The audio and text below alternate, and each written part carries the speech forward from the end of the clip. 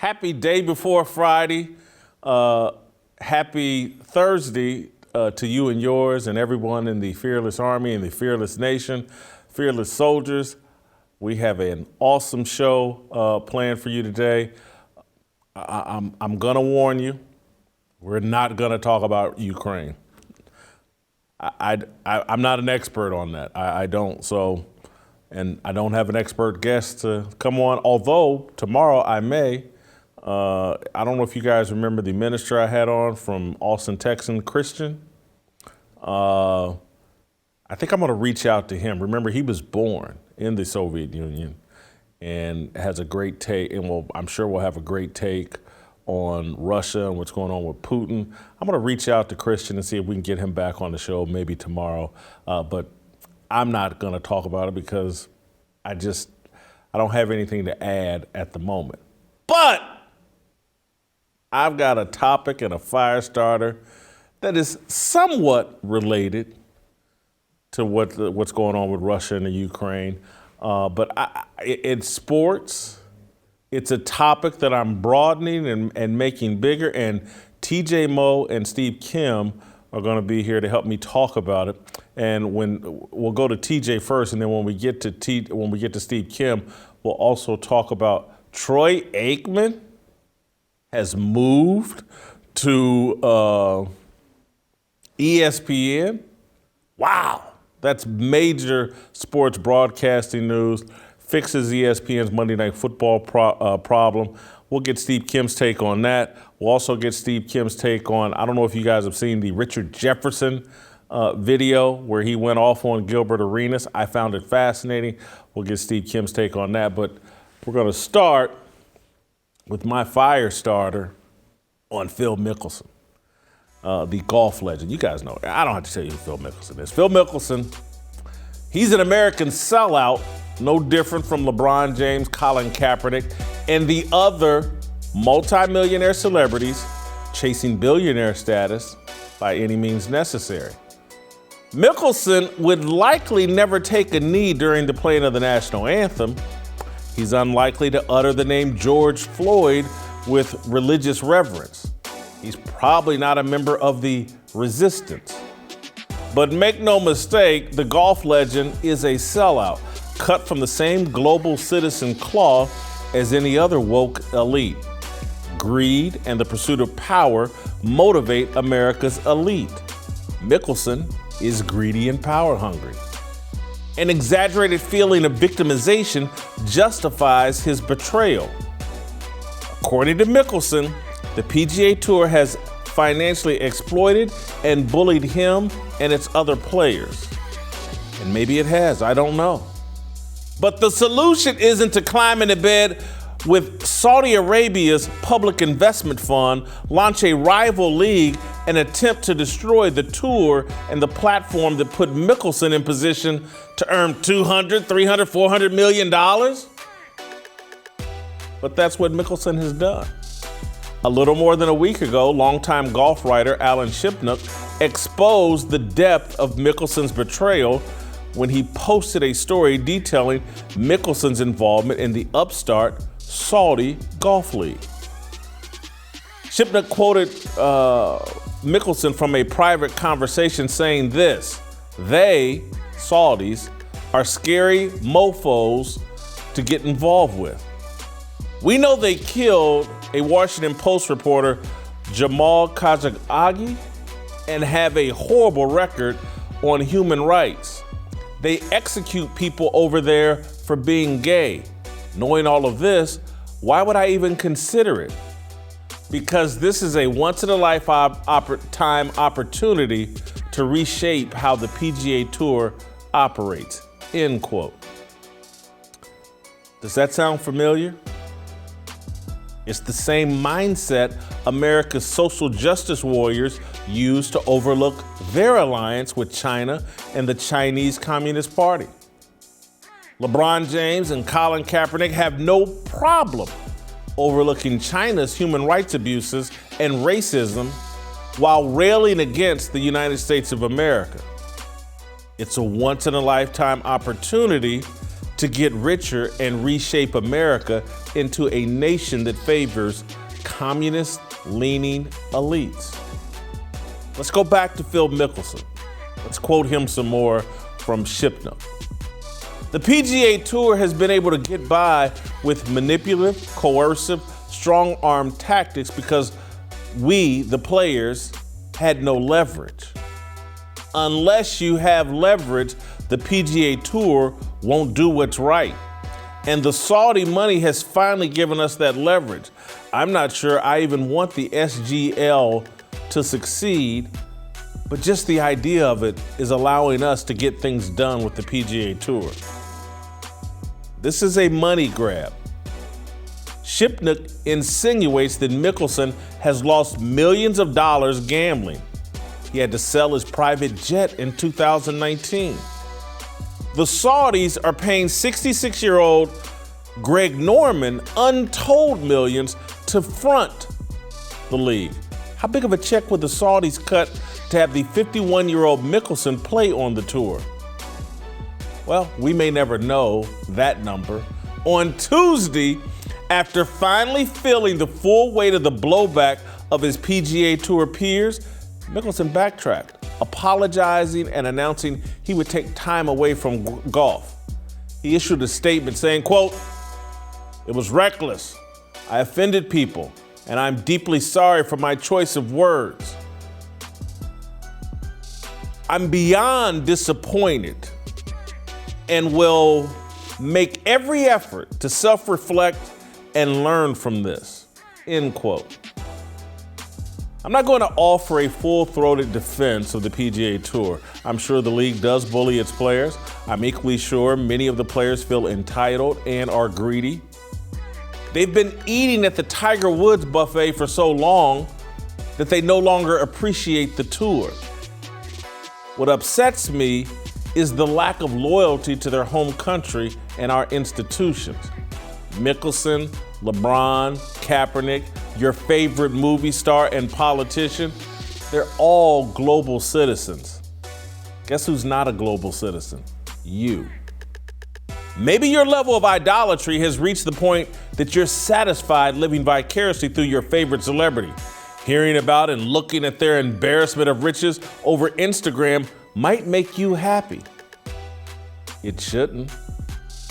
Especially if you understood the role they play in selling you out to foreign interests so they can live more and more lavish lifestyles. Phil Mickelson is a symptom of what's wrong with America and our elites.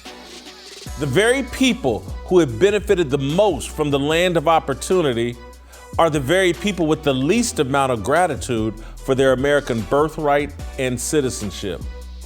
They're global citizens. You are American citizens. You've been sold out by men, corporations, and politicians who think and act like Phil Mickelson. They exaggerate their grievances and victimization and use that alleged oppression to cut lucrative business deals with foreign countries allergic to American freedom. Mickelson hasn't made enough money. The PGA Tour is run like a slave plantation. Let's start a rival league that benefits Saudi Arabia, undermines the PGA Tour, and exports jobs to other countries. That's what's happening here. It's what Nike did and does. It's what a lot of our corporations do. They'll do anything to avoid paying unionized American workers. American freedom allows these corporations to take flight, and then, in order to satisfy Jeff Bezos, Phil Knight, and shareholders, the corporations prioritize global domination over the needs of American citizens. We foolishly think that because LeBron James spent his childhood years in the black ghetto, that he's immune from selling out working class and poor black people. We foolishly think that because Phil Mickelson is white, male, and seemingly happy-go-lucky, that he's immune from selling out the good old US of A. Wealth, fame, greed, and distance from God impacts us all the same. It doesn't matter if you're black or white.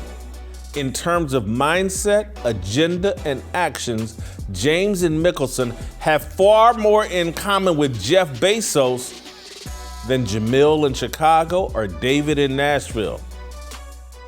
Elites have no gratitude. They're their own gods. They're not thankful they were born in the freest country on the planet. They're not thankful that their homeland has founding documents loaded with Christian principles. They narcissistically believe the key to improving the world is increasing their power and wealth. Protecting the sovereignty and the unique construct of this great nation stands in the way of their global aspirations. They're sellouts.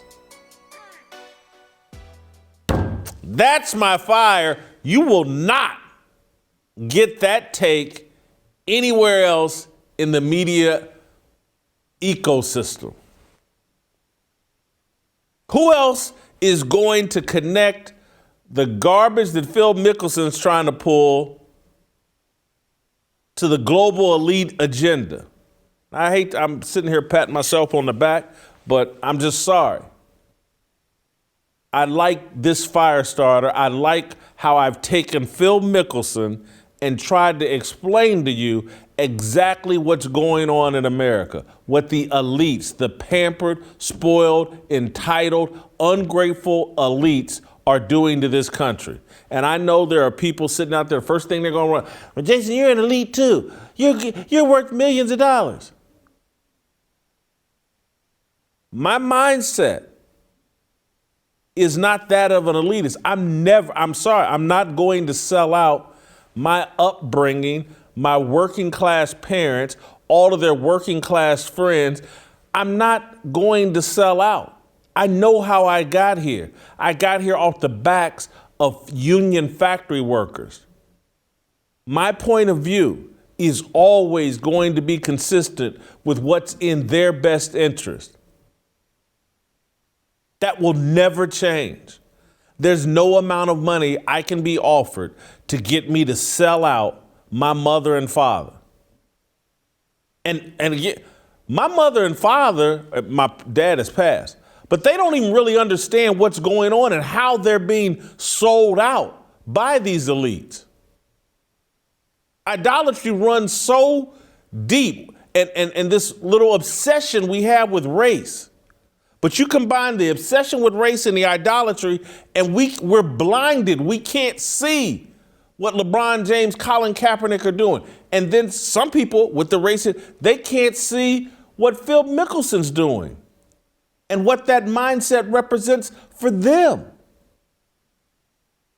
Working class people are being sold out. People that are fine just with a high school diploma. They don't want to go to Ivy League schools and be brainwashed. They don't want to go to any of these college campuses and be brainwashed. They need a path to the American dream as well, and they're being sold out by elites, from the athletes to the celebrities to the movie stars to the corporations to the Jeff Bezoses of the world. They're being sold out. They don't have it. These people have no respect for America and how blessed we all are to live in America, be born here, have these rights and freedoms, and be allowed to start businesses that can become super profitable and wealthy. The first thing how can I get more? What can I do? And then all of a sudden, because, part of this is because of the internet and it's made the world feel smaller. And so if serving China or Saudi Arabia makes Phil Mickelson and LeBron James more money, that's what they'll do.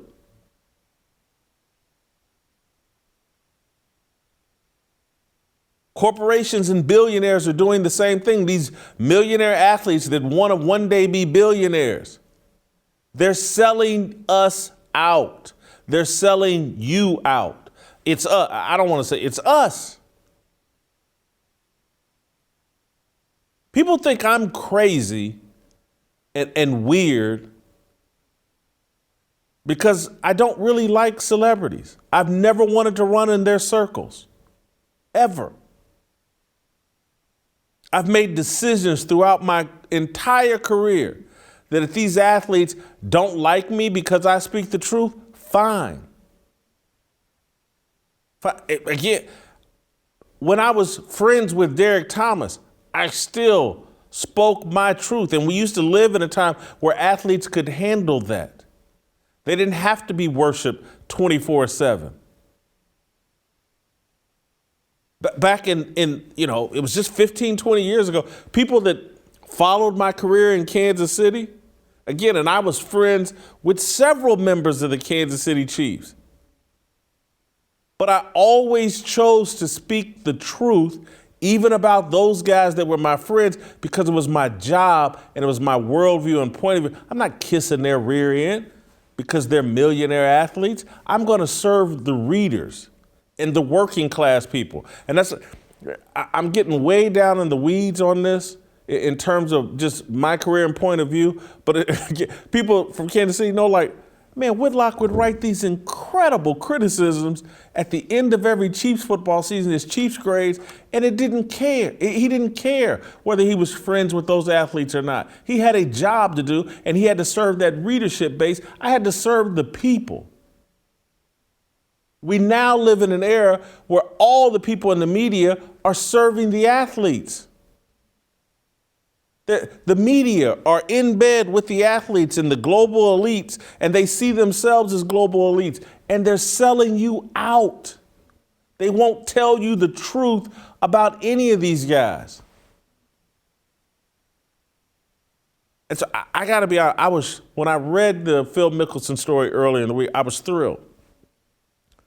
Because no one would ever think that a superstar on the PGA Tour would think and operate the same as a superstar in the NBA.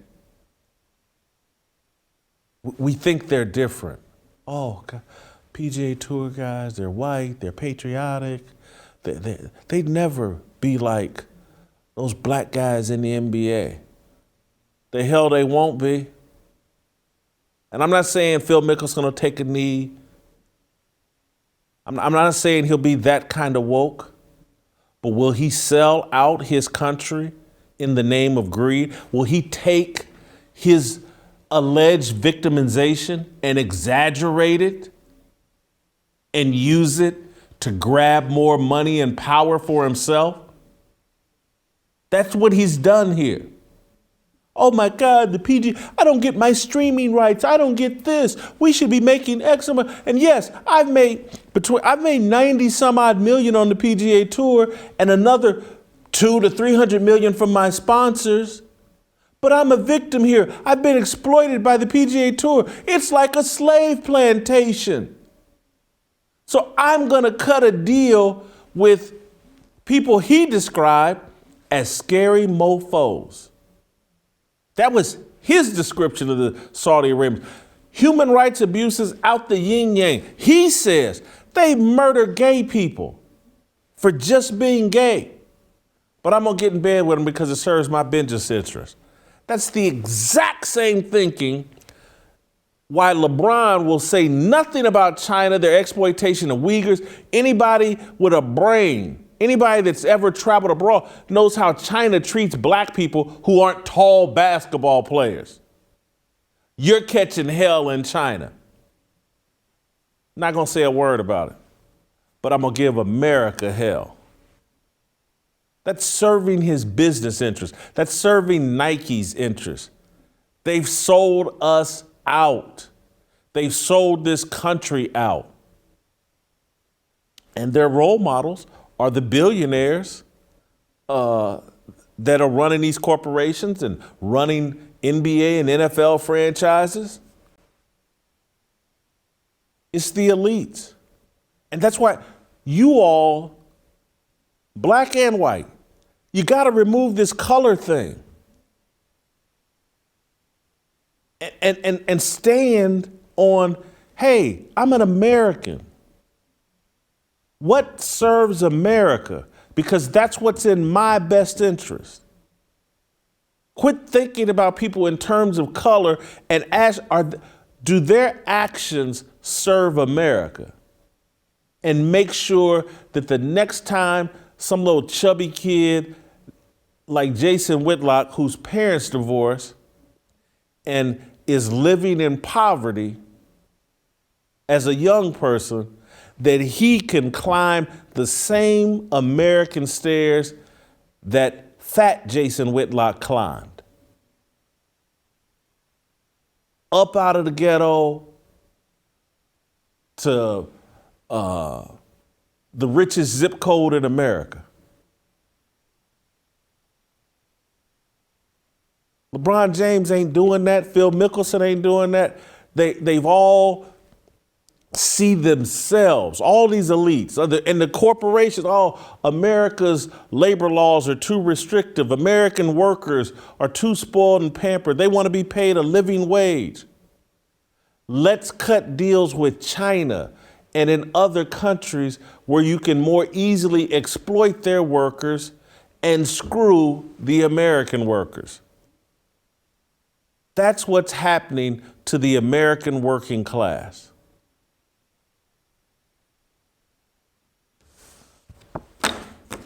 I'm going to roll out to the Show Me State and bring in the Show Me Kid, the White Shadow, as I like to call him. Jimmy calls him the Show Me Kid. We call him the Show Me Kid. TJ Moe, who was born in the sticks of Missouri. Have I missed anything here? Do you like my analogy? Do you like the way I've gone at Phil Mickelson? Absolutely. I think he deserves as much criticism as he's getting from you on a national scale, and he's not. People have already moved on. It helps that Russia has bombed Ukraine, and so people move on from things. But I'm telling you, he's not getting the criticism he deserves. And I think there's some deep roots here. I'm going to try to unpack this. The insidious crap going on in the education system since the 1950s and 60s has completely depatriotized our youth for generations. Generations now that are in their 50s and 60s. And so we don't have the American pride that we once did. There's no American pride because we've been lied to about our heritage, as though we are the evil ones and not the people who are fighting for the freedom of people everywhere. You know, you had Steve Bannon on the show yesterday, and you guys had a discussion about America first and what that means. I don't think America first means America before China or America before Saudi Arabia. It means America before me, America before my profits and my safety and my life. You know, if people approach things that way, you would never have to consider whether or not you should get in bed with Saudi Arabia or China for a few bucks, because you're always taking care of America, our ideals and our way of life. And so there was a time where we used to believe this. You know, there's a list of guys that I was looking at this morning that left their athletic careers in the height of their existence to go fight in wars. Ted Williams, Yogi Berra, Joe DiMaggio. Pat Tillman is a recent example. You know, it's like those guys wanted to serve our country. They believed in America first, America before themselves. And so there's three big examples that I think I wasn't aware of, just the sort of decisions they made. Stan Musial, I knew about him as a St. Louis guy. He won a World Series in 1942, won MVP in 1943, won another World Series in 1944, and enlisted in the military in January of 1945. Finished up with that, won a World Series in 46 and the MVP that year. Literally in the height of his athletic prowess, he took a break and said, I need to go help America. There's a heavyweight boxer named Joe Louis. Donated $100,000. That's 1.7 million bucks in today's dollars. Decided that wasn't good enough, so he enlisted. And he went and did exhibitions basically to raise the morale of soldiers across the world in order to help us through the war. You know, the guy that I think doesn't get talked about enough is Warren Spahn, a 17-time All-Star, Cy Young winner, Hall of Famer, and the thing he's most proud of is his Purple Heart. That dude fought in the Battle of the Bulge. And so we had guys who are the greatest, guys that we could hold up. Parents in the 1940s and 50s used to be able to hold up athletes and say to their kids, you guys should aspire to be like them. They care about America. They love America. If you work as hard as you can, you should hope to be these guys who are willing to do whatever it takes to become the very best they can possibly be at their sport and give it all up in a moment's notice to preserve our American ideals. And so my problem with Phil Mickelson, to get back to what we're talking about here, he cares more about his media rights than he does human rights. And so to hear him talk about how terrible Saudi Arabia is, and they are. I mean, there are places in Saudi Arabia where they practice female genital mutilation to like 20% of their women because they value virginity so highly they want to take it away from these people. I mean, this is the practices they have under Sharia law are some of the most disgusting things happening in the world. He doesn't care. He doesn't care because he loves money so much. 1 Timothy 6:10, for the love of money is the root of all evil. It's not money. We all got to have money in order to operate as a society. But they love it. LeBron, Phil, Colin Kaepernick love money. They don't love America. And so we're in a place where people are willing to sell out their entire country, their existence, that afforded them the ability to ever create a platform where they can make a decision if they want to sell America out. They're willing to do all that for a few bucks, give up all the American ideals, look past all the atrocities on the outside world for a few dollars. Doesn't matter about their kids. It doesn't matter about the people around them. It's all about them and building their empire. And so, in my opinion, athletes today are a bunch of selfish sellouts that don't have a patriotic bone in their body. They don't have even a rudimentary understanding of the history that created the greatest country in the history of the world, and they have no idea why it should be revered or protected. TJ, when I say that's your best work, do I mean that's your best work? Corey, I need you to do me a favor. Grab my American flag, put it over here. TJ's taking me. I'm damn near in tears listening to that because it's such a perfect point. It's such a what athletes, what Americans used to do for out of love, respect, appreciation, gratitude toward this country. We've completely moved away from that. And it's like, we're the crazy people. Those of us that still love this country, those of us that still appreciate this country, it's not, we've been framed as the crazy people. It's just incredible. It's TJ, I'm going to have to, and TJ, I'm going to have to steal what you just talked about and write a follow-up column about reminding people of what athletes and what Americans used to do to protect this country, used to appreciate, because it's a foreign concept now. This is, you've taken me to why I'm so critical of a form of music that I used to love, hip hop, but it's so hedonistic, it's so narcissistic, it's so just about pleasuring yourself and never sacrificing for others and never for the betterment of your country. Again, all we do is just take. And that's it. When I read this Phil Mickelson stuff, when it hit the fan earlier in the week, that was just all I thought. I was like, Phil Mickelson? Saudi Arabia? And he knows it. He says it, that he knows he's getting in bed with bad people, but he's still going to do it. And then I'm telling you, I was watching, you had made so many thoughts go through my head. Earlier this week, it took me 2 or 3 days, but it was a good movie. But now to watch a movie now takes me damn near a week. I watch it in 20-minute spurts. But I watched the movie Pawn Sacrifice, and it was about the chess player Bobby Fischer, who in the 1970s became this tremendous chess sensation, and he became this huge, enormous celebrity, a chess player, because he was able to take on the best players from the Soviet Union.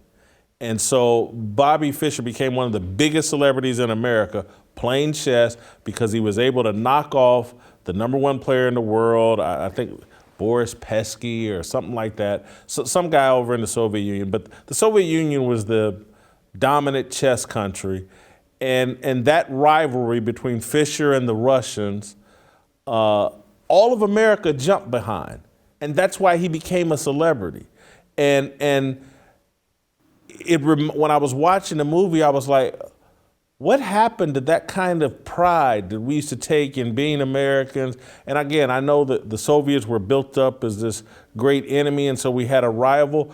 But that's what I look at and feel when I think about China. It's like, these guys are trying to take us out. Where's our pride in our way of life, our country, our blessing for being born in this country? It's all been eviscerated, and you're right to blame the education system, and you know, they've been teaching critical race theory under a different name for a lot longer than it's become popular to talk about here in the past couple of years. I'll throw it back to you. Well, I think you're exactly right. And sports was how we used to come together and fight against it. During the Cold War, it was Miracle on Ice, right? We used to be able to look at our athletes who we could hold up because they were the face of what we were doing. Now the athletes are the people leading us to hell. And so that is my big problem with today's athletes. I mean, I think you did a great job expanding on it there. I have a daughter who I think she's coming up on a year now in April.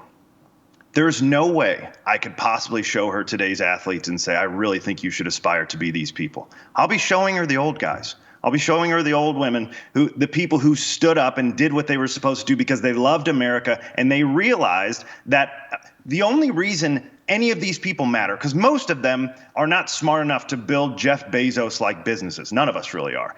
And if it weren't for the freedoms in America, do you know the athletes all the way around the rest of the world that would have become these huge celebrities with just their country? Or did they have to come compete in America and they became icons?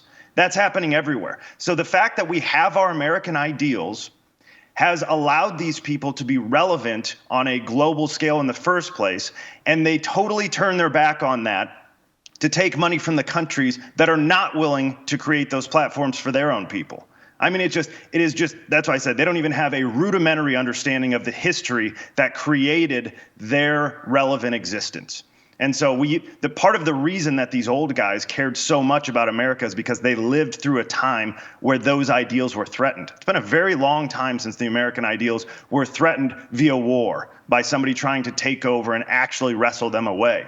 And so, I mean, you look at the history of countries. On average, it's about there's a book. It's called The Cycle of Democracy, and so on average, the countries last about 200 years. And I don't have it pulled up in front of me. I don't know if you guys can find it and put it in, but basically, there's a cycle that allows you to, you fight hard to get somewhere. And usually that's through spirituality, and you have a serious belief in God. And then eventually it circles around to a place where you realize nothing really matters. We're all good. We're too comfortable, and we're just going to be fine.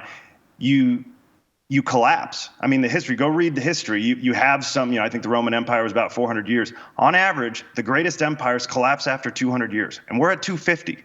And so there's a serious fight to be had about the historical context of what happens to nearly everybody. We're no different than any of them, except that we had smarter founding fathers who learned from their history, and we haven't. Man, I loved my column. I wish I had talked to you before I wrote it, because I could have written another 1,000 words on this topic and talked about the role Jesse Owens played in inspiring this country when we were, facing down Hitler and Germany's evil. I think you mentioned Joe Louis. I don't know if the way you unpacked it made me think, like, does TJ know who Joe Louis is? I mean, because many people consider him the greatest boxer of all time. I think you know that. And his fights with Max Schmeling were a symbol of America and its stance against Hitler and Nazism. But when you talk about Warren Spahn and these guys giving up their playing careers to go fight for America. And look, these guys weren't making, this is where money corrupts or too much of it. And again, it's why I love the thing in the Bible about a rich man getting into the heaven is nearly as difficult as getting a camel through the eye of a needle. And it's because it just compromises it. And so I think it's great what Warren Spahn and those guys did. I wonder what they would do now if they were earning $40 million a year. But I'm not remotely trying to denigrate them and their sacrifice, but man, you unpacked a mouthful here, TJ. Thank you, and great job.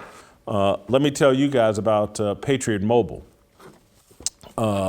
If the truckers have taught us anything, it's that we are infinitely more powerful when we stick together. The same goes for supporting businesses that believe in this country and your right to live free. That's why I'm proud to partner with Patriot Mobile, America's only Christian conservative cell phone provider.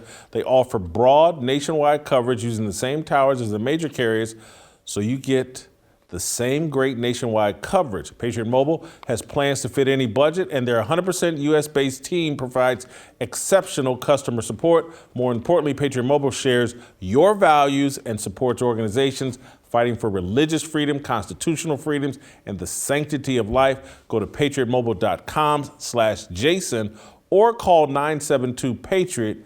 Get free activation with the offer code Jason. Veterans and first responders save even more. Support a company that loves America, loves you, and shares your values. PatriotMobile.com/Jason or call 972-PATRIOT. Korean Cosell. Next.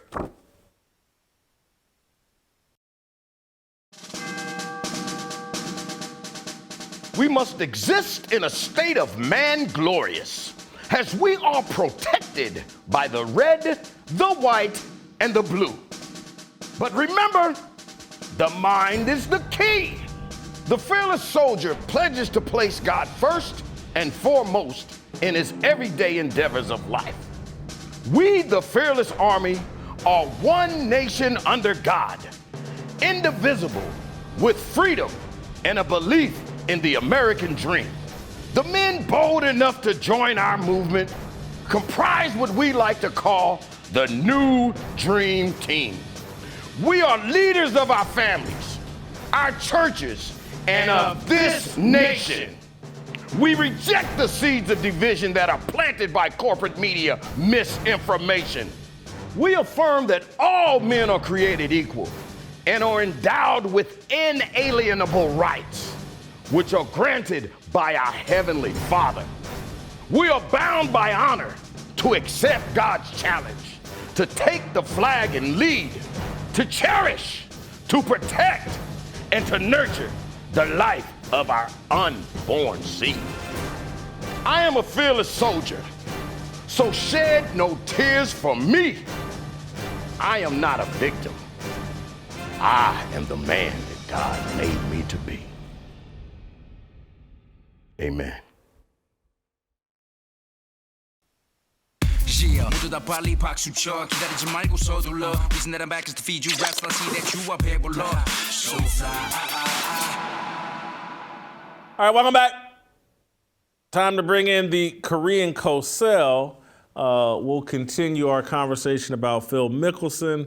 We'll talk a little bit of Troy Aikman and Richard Jefferson's the ether he unleashed on Gilbert Arenas. But Steve, I want to first start with Phil Mickelson and my take, and then did you just catch TJ and how he elevated the conversation and pointed out, like the sacrifices that athletes used to make for country that we no longer do? I wonder, do you have a take on this Phil Mickelson Saudi Arabian golf situation?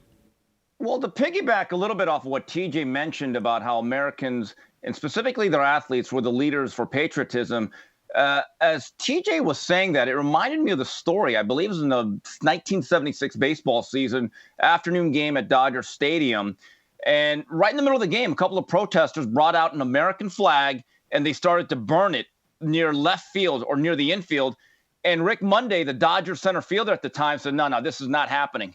This is not happening. He ran over there, grabbed the flag, and just said, stop this. and he was hailed as a hero. If someone did that today, there would be a good portion of America that would actually criticize Rick Monday for being a part of the patriarchy and siding with the colonizers.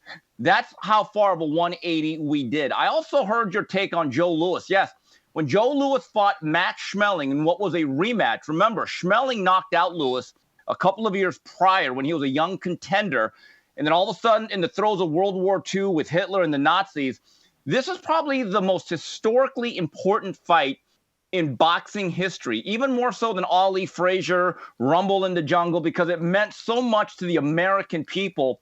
And Joe Louis gave a great quote because there was a lot of pressure on him.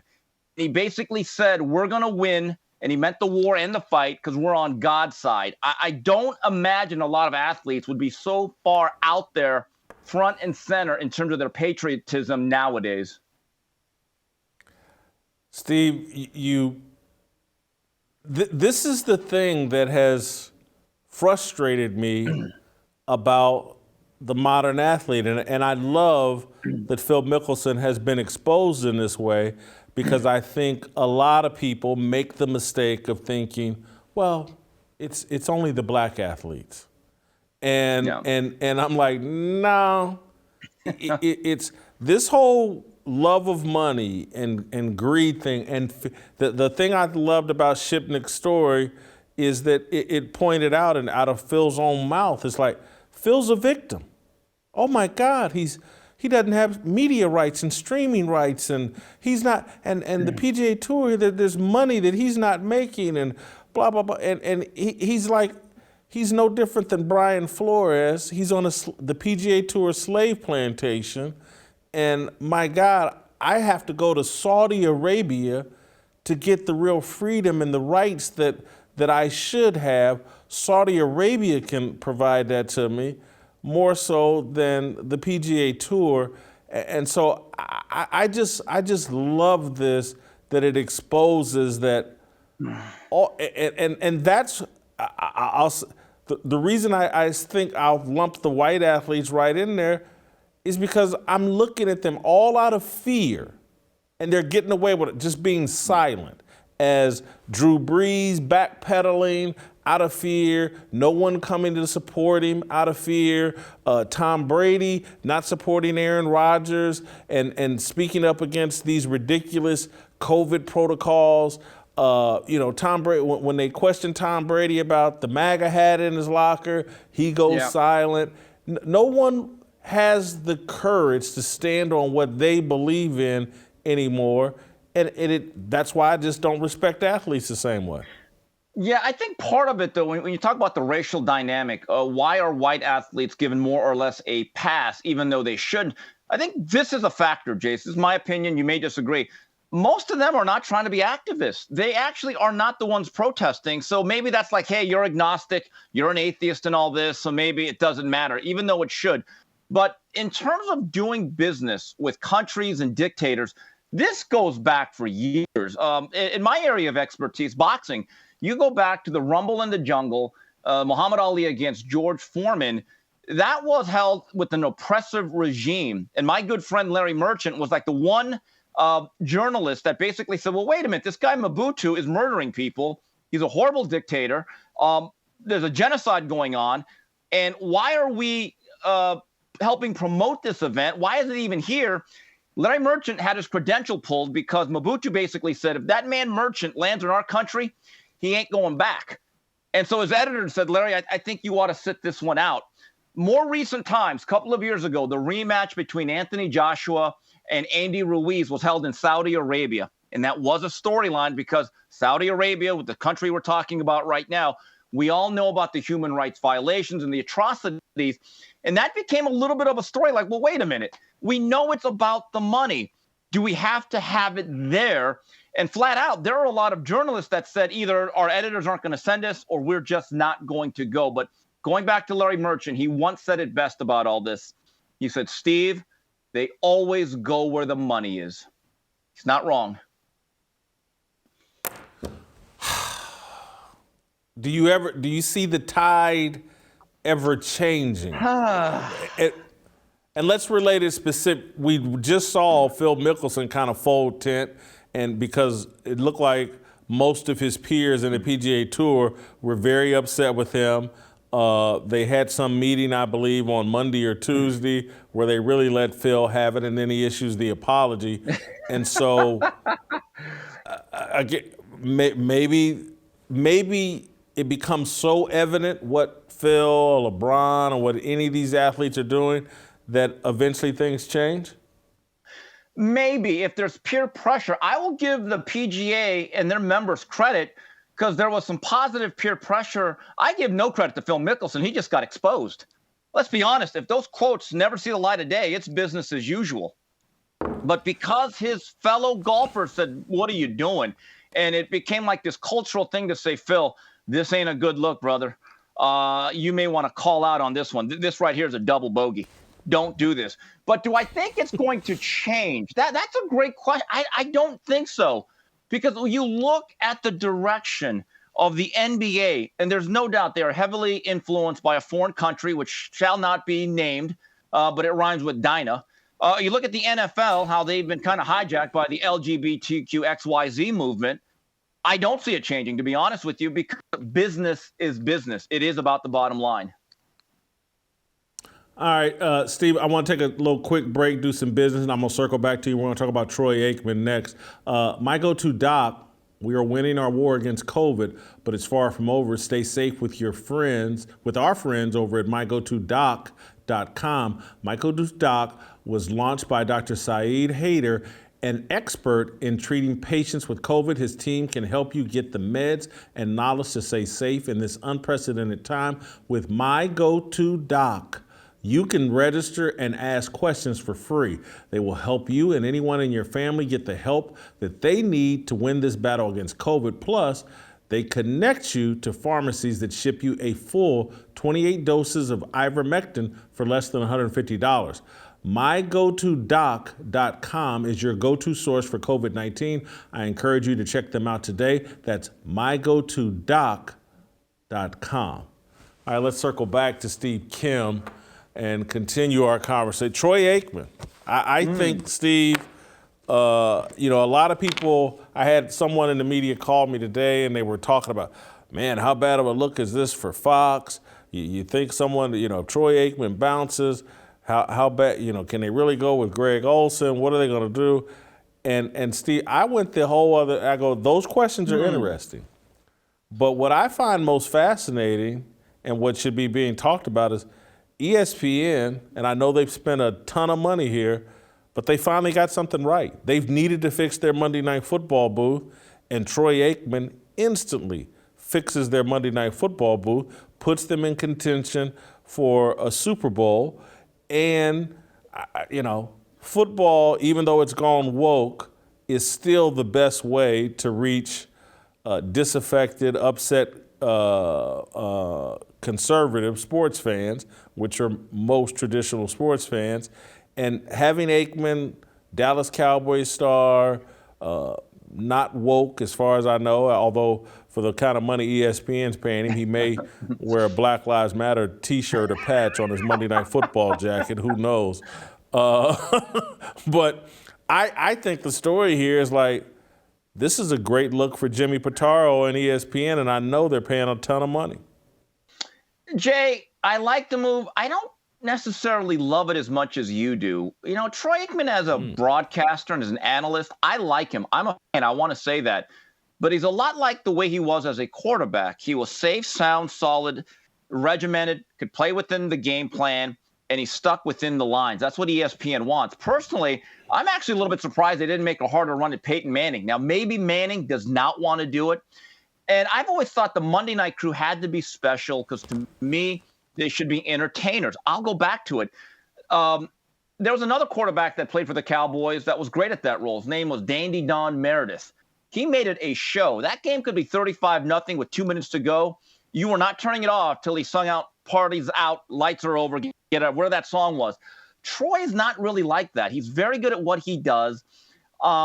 I think Tony Romo shows a much better, colorful personality. I'll go back to it. I would have taken a risk. If you really wanted to go out there and have some moments that would have been fun, wacky, and zany and would have gone viral, I would have gone with Michael Irvin. Because to me, it's a football game. Let's make this entertainment. And the one thing about Troy, again, Troy reads the playbook. He follows the game plan. It's very good. It'll get you a lot of wins, but there's not a lot of pizzazz all the time. So I'm high on it, but I'm not as high as you on it. I'm going to tell you why you're wrong, and I like Michael Irvin. But ESPN is in no position to take that kind of risk. They want to land a Super Bowl.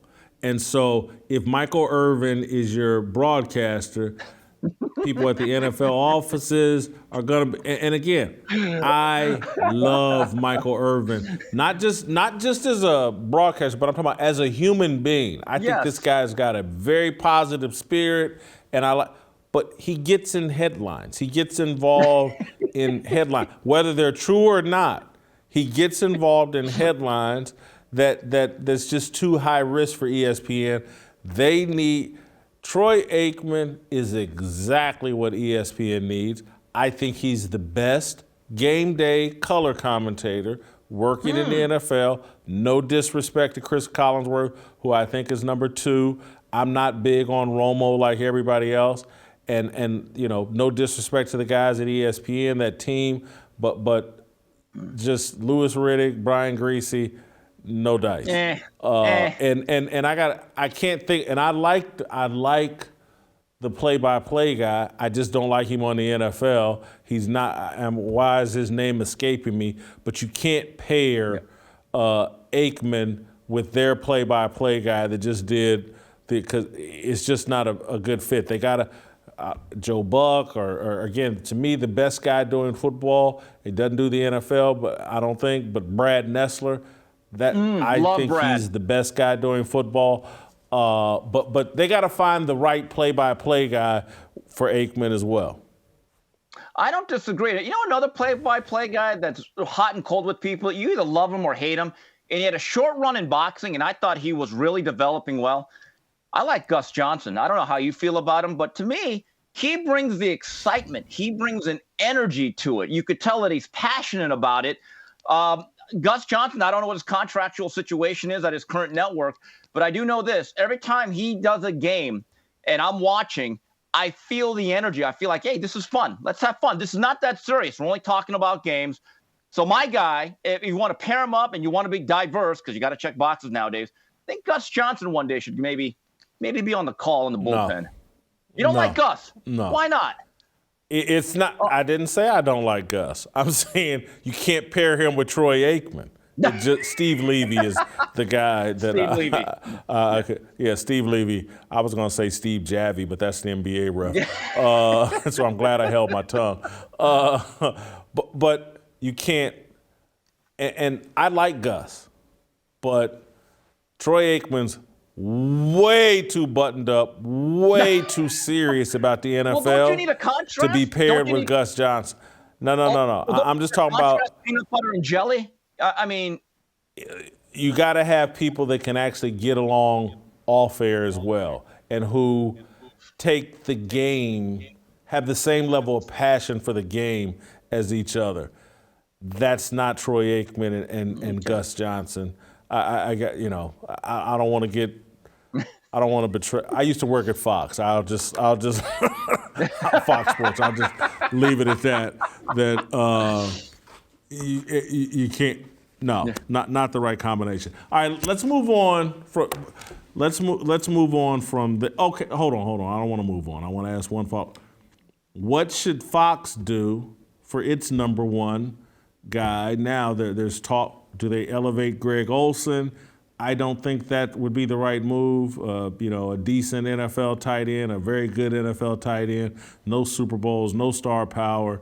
And then do they take a risk and run Sean Payton out there perhaps next year and see how that goes? But this is really damaging for Fox Sports, I think. They will, depending on how this goes, they could very easily have the same situation that ESPN has faced of not having a good number one NFL team. First of all, I'm going to have to stick up for Greg Olson. Obviously, I'm biased. I think he's really good, but you're right. He hasn't been there long enough to be number one yet. Here's a name, Sean McVay. I mean, immediately after the Super Bowl, there were reports he's not that leaving he was the going NFL. Well, okay. Yet. We don't know that yet. This is like boxing. These guys say they're retired, and next thing you know, they're training for a fight. We don't know what these guys are going to do. Here's the issue with Sean Payton. He's always been very good with the media. Obviously intelligent, articulates his thoughts well. But I've always said it, it's different being a broadcaster. It's easy to be interviewed. It's easy to give sound bites. It's easy to do hits. But when you are a broadcaster and you're presenting something, like I call it the Cindy Brady syndrome, there's a lot of people that are loquacious and can talk your ears off until they're forced to be in that position. They see the red light and they freeze like Cindy Brady on the game show. I don't know if you take Sean Payton right off the bat from an NFL sideline and you say, okay, you're our number one guy. Look, John Madden to me is the greatest who ever did it at football. But you actually go back to those early games when he was paired up with Bob Costas and actually Vince Scully. It took him about 3 years to get to become John Madden. And that's after like about 5 years of being a very good pitch man for Miller Lite, where he always busts through walls at the end of the commercials. I always tell people this. Being a broadcaster, for everyone that doesn't do it, it looks easy. And the first time you do it, you have to fight to even get words out. So I don't know if I take a guy that's never done this and elevate him to the absolute top spot. All right, final topic. Did you see the video of Richard Jefferson taking a dump on Gilbert Arenas? I found this very fascinating, not just from a beef standpoint. But let's play. It's about a 2-minute clip. Let's play it for the viewers in the audience, and then you and I are going to talk about it. I was like, you know they picked Richard Jefferson, right? He was like, yeah, they just picked him. I was like, how did they pick Richard Jefferson? I'm the number one scorer on our team. I'm the best player on our team. Yeah. He is option 3, 4. Yeah. Today we're going to address that clip by Gilbert Arenas. Let's talk about what Gilbert went from first round to second round. It wasn't because of his talent, because that man is a bad man, and I will get on any app and talk about how bad of a man he was. But Gilbert was an immature asshole. That's just who he was. We all are little dickheads, like, I get it. But what Gilbert did was a little bit more special. So, first, every athlete knows about stress tests. You got to do it, make sure your ticker's working. And so at the pre-draft in Chicago, you're probably supposed to be on it for like 5 to 8 minutes so your heart rate gets up high enough. So Gilbert decides to do it in Chuck Taylors. Now, everyone has to do it. Gilbert gets up there, 30 seconds in, he's like, this is messing up my Chuck Taylors. I'm not doing it. And these guys that are running the performance thing are like, what are you talking about? He's like, you got to do this. And you're like, nah, I'm not going to do it. So again, red flag. Now, he already had a couple of red flags because Gilbert had some good situations with guns in college, but I digress. This is what he was doing. So they look at him and just be like, okay, whatever. They're reporting to all 30 NBA teams. Now, fast forward the next day. You want to know how Gilbert followed that beautiful moment up? So there's a big symposium. Every pre-draft player's there. Teams are there. There's, people kind of talking to us about what do you want to accomplish in this league and the opportunities. And, the microphone gets to Gilbert after talking to a couple different players. And they were like, hey, what do you want to do? It's like, I want to be a pimp. Now, all of us giggle and laugh because we're 19 years old. This guy doesn't know who Gilbert is and how crazy he is. So he's like, excuse me, sir, what did you say? Gilbert doubles down. He's like, I want to be an international pimp. This man lit into Gilbert in a way I still have not seen. If you think objectifying women, if you're talking about using this league to bubble, it just goes off, as he should, because that's inappropriate. No big deal. Sorry, ladies. He's an idiot. So that happened. So all of these things are the reason why Gilbert just kept dropping, because he's an idiot. So the fact that his brain still doesn't process why he dropped down just lets you know who Gilbert is. And I love my guy, but he's a little bit special. So before he started talking about, these guys got drafted, Gilbert, how many points did you score in the national championship game? And for extra credit, do you want to tell everybody what you were doing the night before the national championship game, the biggest game of our lives? And looking back, it was the biggest game you ever played in. Do you want to tell anybody? No? Okay, we'll just keep talking about how I was the fourth option. And look, I was the fourth option because our team was loaded. We were the number one team in the country. We were a number one seed the year before, brought everybody back, and had the best team in the country. We lost to some bunch of bum losers, but that's beside the point. Gilbert, tell the truth. Tell the truth. Don't sit on any app and start capping. Love you, bro. Woo! It's awesome. It's awesome, but here's my complaint. It's It took Gilbert Arenas talking smack on Richard Jefferson for someone to ever expose the full truth about Gilbert Arenas. Guy's been in the public arena for a solid 20 years. Got involved in a gun controversy and ruined his NBA career, but we can't get and to me it just speaks to how the media we cover for these athletes. People don't understand. When you're blessed with the kind of physical talent and the way you get catered to as an athlete, it doesn't produce the best crop of leaders that like we think. Now, I'm gonna start. Athletics is a good thing, but for the super talented, it can be a very negative thing.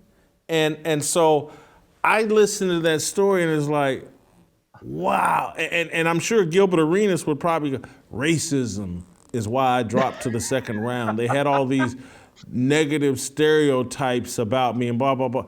And it's like, no, man, you were a super talented freak that played in a sport that really matters, and you were catered to and pampered to the point of full-blown idiocy. And so I'm not saying that all the athletes are like Gilbert Arenas, but there's some Gilbert Arenas in most athletes, most of the great athletes, because that's what the system baits them into being. Jason, if that's his ether, Richard's got JFF written across his belly.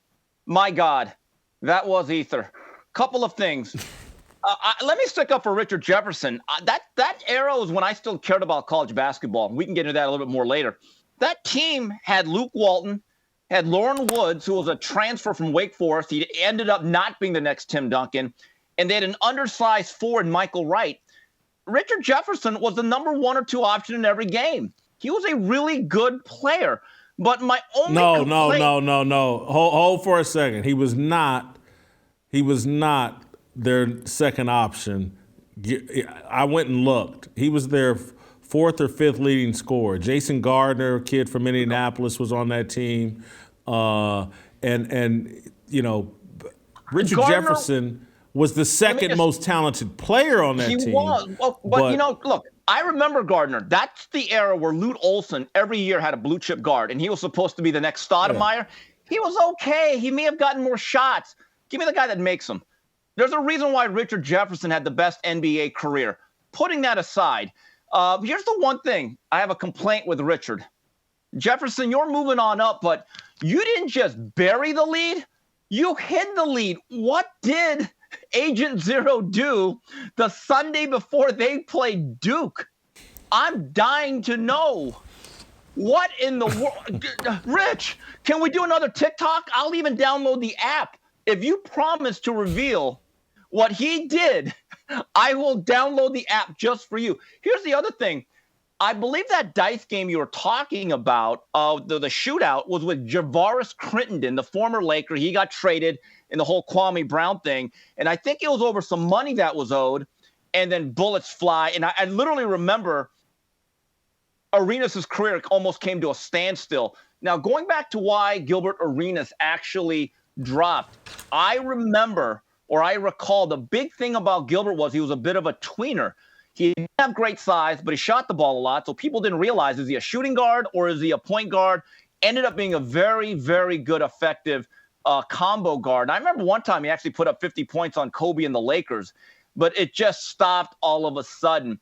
But Jason, back to a larger point, and we talked about this on Sunday after the Juwan Hitman Howard incident. Isn't it kind of sad that the only time that the general media, or me and you specifically, are talking about college basketball is over stuff like this? I mean, I'll tell you how big of a fan of college basketball I was, Jason. I actually bought this book, which I used to love till you exposed it as a work of great fiction by Mitch Albom. You ruined it. I don't even believe in Santa Claus or the Easter Bunny anymore after what you did to this book. Still a good book, though. Still a good book, okay? But nowadays, I don't even care. I mean, anytime I switch a channel and I'm seeing some game on, I'm like, I don't want to watch this dreck. I really don't. And I used to be a guy every Monday from November till about late February. Big Monday was appointment viewing for me. college basketball has a real issue that when Richard Jefferson's TikTok and Juwan Howard's mush, it's not really a jab, but a mush is the biggest story, boy, they got some issues in that industry. Steve, I get you wanted to make a point. You squeezed it in there. You wanted to get that off your chest all week. You figured out a way to do it.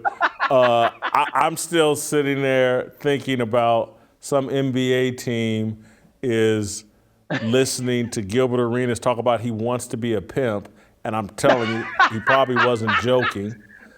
And Jay, here's a lot of times I just ask. A lot of times we gotta go, Steve. We're out of time. Yeah.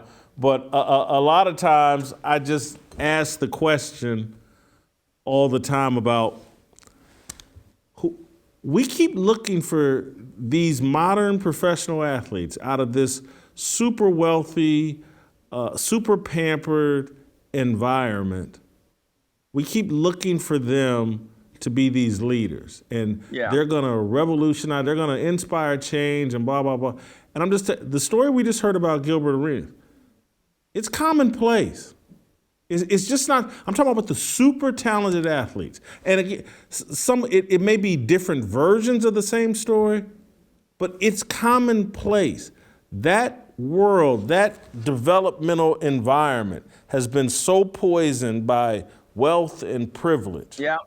And for us to keep thinking that, oh yeah, that environment has created this great leader in LeBron James who's going to take us to the promised land. Right? No, it just doesn't. It corrupts, it pampers, it spoils, it ruins. Anyway, we've run out of time. Great job, Steve Kim. That's tomorrow. We'll see you tomorrow. Nothing in life like freedom. Came like a fighter, striking like a ladder, making all these moves for freedom. I want freedom.